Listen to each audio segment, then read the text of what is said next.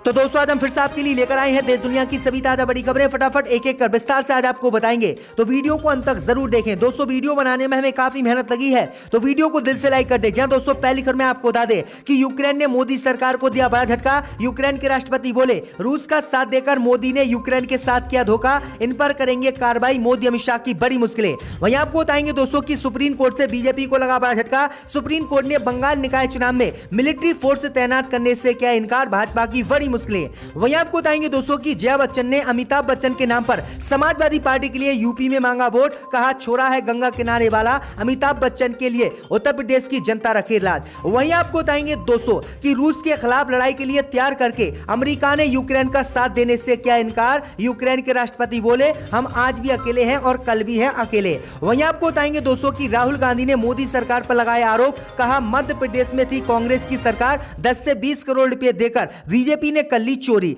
वहीं आपको बताएंगे दोस्तों की शिवसेना ने बीजेपी पर बोला बड़ा हमला, कहा भगवान की इच्छा है कि सत्ता में ना लौटे भाजपा, नाजी सेना बनी हुई है ईडी जैसी एजेंसियां। तो दोस्तों सभी खबरों को आपको एक एक कर बताने वाले हैं। वीडियो को लाइक कर चैनल को सब्सक्राइब कर दें और हमें कमेंट में बताएं कि आपके जिले किस राज्य से हमारी खबरों को देख रहे हैं। इसी बीच पर तो दोस्तों अगली खबर की ओर, तो यूक्रेन से लगा मोदी सरकार को बड़ा झटका। यूक्रेन बोला रूस का साथ देकर मोदी सरकार ने यूक्रेन के साथ किया धोखा, आगे करेंगे भारत के खिलाफ कार्रवाई। जहां दोस्तों आपको बता दें ये बड़ी खबर सामने निकल कर आई दोस्तों कि रूस के हमले के बाद यूक्रेन भारत से बुरी तरह से भड़क गया है और यूक्रेन ने आज मोदी सरकार को बड़ा झटका दिया है, जिसके बाद मोदी सरकार की मुश्किलें बढ़ गई हैं। दरअसल आपको बता दें कि रूस के हमले को लेकर भारत के स्टैंड पर यूक्रेन ने असंतोष जाहिर किया है। देश में यूक्रेन के राजदूत इगोर पोलिका का कहना था कि हम भारत के स्टैंड से बेहद निराश हुए हैं, हमें उम्मीद थी कि भारत हमारा पक्ष ज्यादा मजबूती के साथ रखेगा।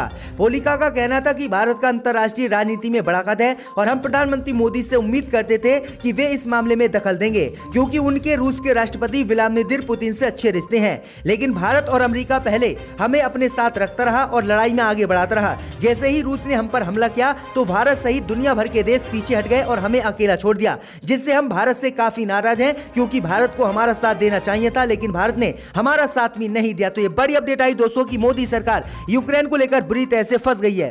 इसी बीच पर तो दोस्तों अगली खबर की ओर, तो सुप्रीम कोर्ट से बीजेपी को लगा बड़ा झटका। बंगाल निकाय चुनाव में फोर्स तैनात करने से सुप्रीम कोर्ट ने किया इनकार। जब दोस्तों आपको बता दें बड़ी खबर सामने निकल कर आई दोस्तों कि बंगाल निकाय चुनाव में मिलिट्री फोर्स तैनात करने को लेकर सुप्रीम कोर्ट से आज बीजेपी को बड़ा झटका लगा है। सुप्रीम कोर्ट ने बंगाल निकाय चुनाव में पैरा मिलिट्री फोर्स तैनात करने से इनकार कर दिया है, जिसके बाद भाजपा नेताओं की मुश्किलें बढ़ गई है। सुप्रीम कोर्ट ने पश्चिम बंगाल के बीजेपी नेताओं की उस याचिका पर सुनवाई से इनकार कर दिया है, जिसमें बीजेपी के नेताओं ने पश्चिम बंगाल की 108 नगर पालिकाओं में चुनाव के लिए अर्धसैनिक बलों की तैनाती के निर्देश देने की सुप्रीम कोर्ट से मांग की थी।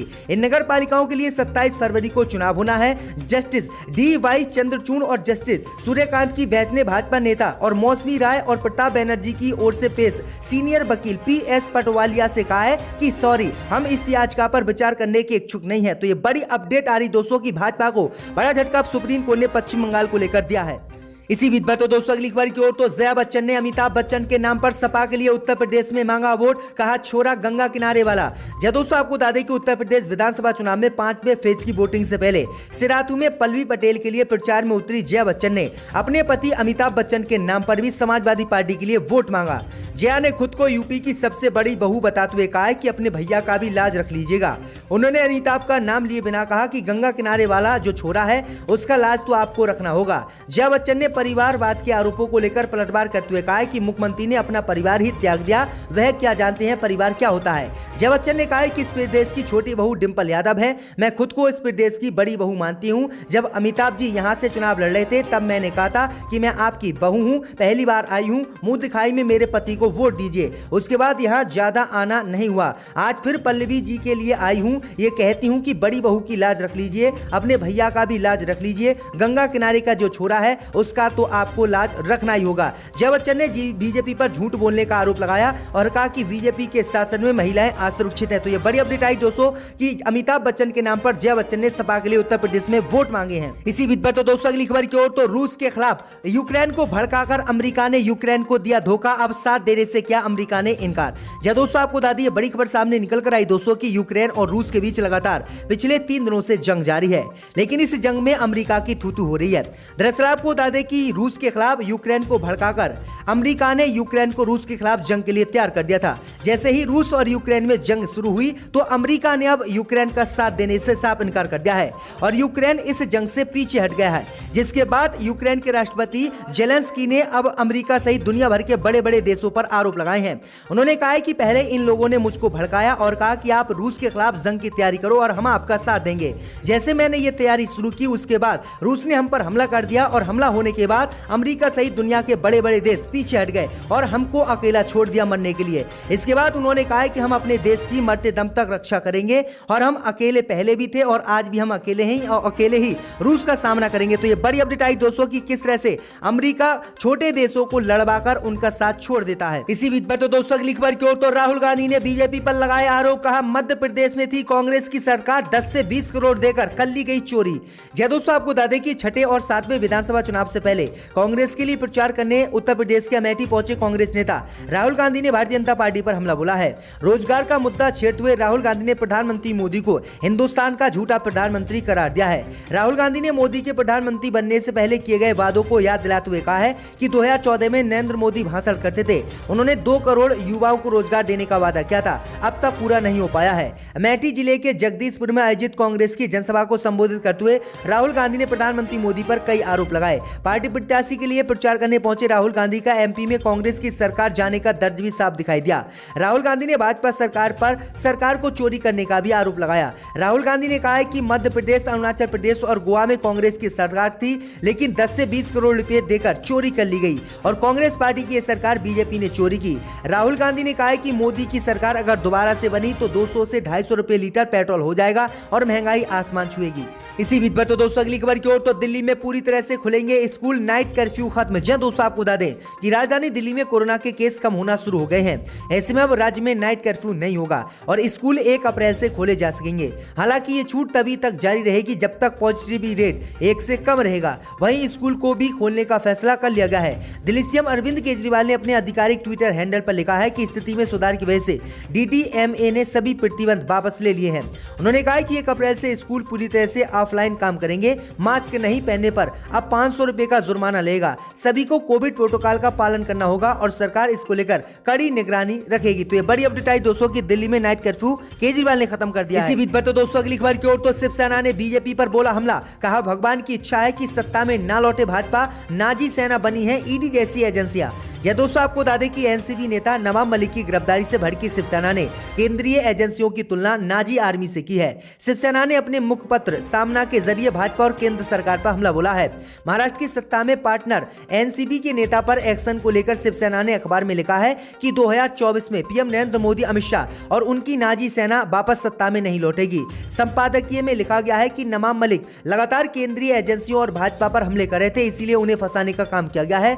यही नहीं, भाजपा पर तीखा हमला बोलते हुए शिवसेना ने कहा कि यह भगवान की इच्छा है कि भाजपा को सत्ता में नहीं आना चाहिए। 2024 में भगवान राम की यही इच्छा होगी कि मोदी शाह और उनकी नाजी सेना वापस सत्ता में ना आए। एक कैबिनेट मिनिस्टर को फंसाने के लिए एजेंसियों का इस्तेमाल करना लोकतंत्र की हत्या है। शिवसेना ने कहा है कि नवाब मलिक चेहरे पर मुस्कान है, साथ ही ईडी ऑफिस से भी वह जल्दी बाहर आएंगे। हम झुकेंगे नहीं, हम हिटलर और नाजी सेना की हार को तय करके आगे बढ़ेंगे। तो ये गंभीर आरोप जो है शिवसेना ने बीजेपी पर लगाए हैं। इसी बीच पर तो दोस्तों अगली खबर की ओर तो प्रियंका गांधी ने प्रधानमंत्री मोदी पर बोला हमला, कहा मोदी को यूक्रेन में युद्ध की है जानकारी, लेकिन यूपी में आवारा पशुओं की समस्या के बारे में नहीं है पता।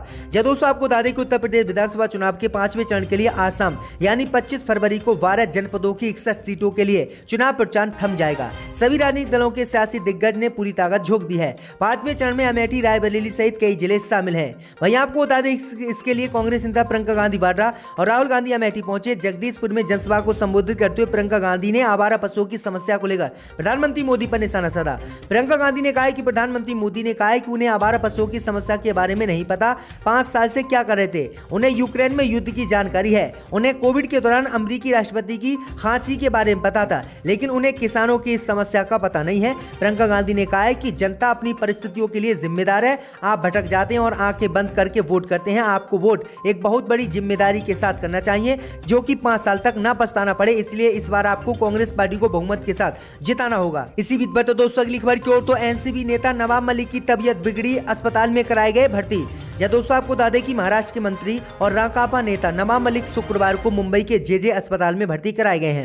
हालांकि उनकी तबीयत कैसे खराब हुई है या उन्हें क्या हुआ है, इस बारे में अधिक जानकारी नहीं मिल पाई है।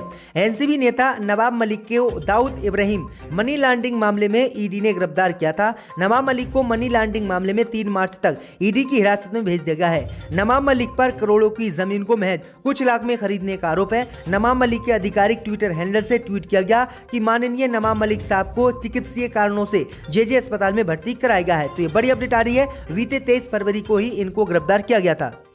कि इसी ऐवान में टेबल पर पैसे डाले गए थे।